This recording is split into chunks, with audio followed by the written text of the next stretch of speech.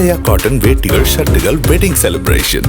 மேற்கு வங்கத்தில் மமதாவிற்கு எதிராக தீவிரமாக களமாடி வரும் மூத்த தலைவர் ஆதிர் ரஞ்சன் சௌத்ரி மீது காங்கிரஸ் தலைமை நடவடிக்கை மேற்கொள்ளும் சூழல் உருவாகியிருக்கிறது.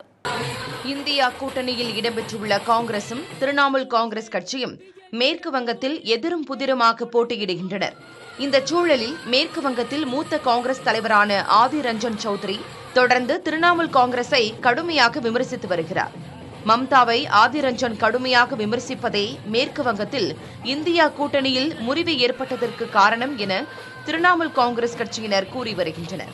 தேர்தலுக்கு பிந்தைய சூழலை கருத்தில் கொண்டு மம்தாவுடன் மென்மையான போக்கை கடைபிடிக்க நினைக்கும் காங்கிரஸ் தலைமைக்கு ஆதிர் ரஞ்சனின் கடுமையான பேச்சுக்கள் சங்கடத்தை ஏற்படுத்தியுள்ளது. தேர்தலுக்கு பிறகு இந்தியா கூட்டணியின் ஆட்சி அமையும் நிலை வந்தால் வெளியே இருந்து ஆதரிப்போம் என மம்தா பானர்ஜி கூறியிருந்தார். ஆனால் மம்தாவை நம்ப முடியாது என்றும் அவர் பாஜகவை கூட ஆதரிப்பார் என்றும் ஆதிர் ரஞ்சன் இதற்கு பதில் கூறியிருந்தார். மம்தா பானர்ஜியுடன் கூட்டு உள்ளதா இல்லையா என்பதை முடிவு செய்யும் அதிகாரம் டெல்லி தலைமைக்கே உள்ளதாகவும் வேறு யாருக்கும் இல்லை என்றும் ஆதிர் ரஞ்சனை கார்கே மறைமுகமாக எச்சரித்தார். இந்த சூழலில் மேற்கு வங்க காங்கிரஸ் அலுவலகத்தில் ஒட்டப்பட்டிருந்த கார்கே போஸ்டரில் கருப்பு மை பூசப்பட்டிருந்ததும் சமூக வலைதளங்களில் கார்கே மீது விமர்சனங்கள் பரவியதும் அதிர்ச்சியை ஏற்படுத்தியுள்ளது.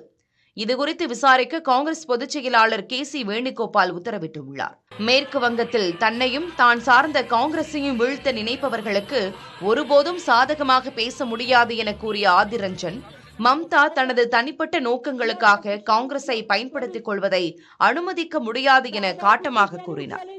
மேற்கு வங்கத்தில் தேர்தல் பரப்புக்கிடையே காங்கிரசுக்குள் நடைபெறும் உட்கட்சி பூசல் நாட்டின் கவனத்தையே ஈர்த்திருக்கிறது. புதிய தலைமுறைக்காக டெல்லியிலிருந்து செய்தியாளர் கணபதி சுப்பிரமணியம்.